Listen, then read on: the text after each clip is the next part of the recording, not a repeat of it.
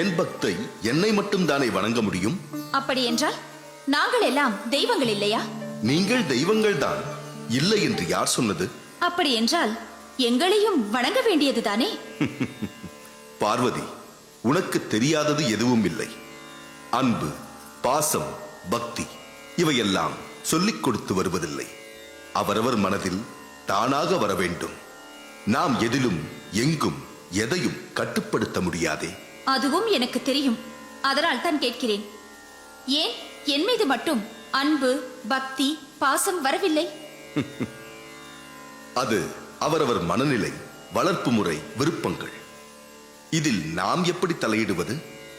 நான் தலையிடுவேன். எதற்காக என் மீது வெறுப்பு வர வேண்டும்? இது வெறுப்பு இல்லையே, உன் மீது பக்தி இல்லை, அவ்வளவுதானே. சரி, அப்படியே வைத்துக் கொள்வோம். ஏன் என் மீது பக்தி வரவில்லை? வரவில்லை என்றால் வரவில்லை. இதற்கு என்ன விளக்கம் கொடுக்க முடியும்? உங்கள் மீது வந்த பக்தி என் மீது ஏன் வரவில்லை என்பதுதான் என் கேள்வி. தெய்வங்களையே பிடிக்காத நாத்திகவாதி என்றால் நாம் விட்டுவிடலாம்.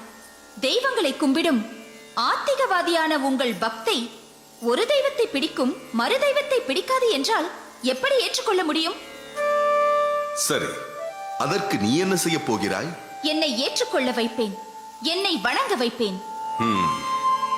பார்வதி, அதற்கு தான் சொன்னேன், இது நமக்கு வேண்டாத விஷயம் என்று.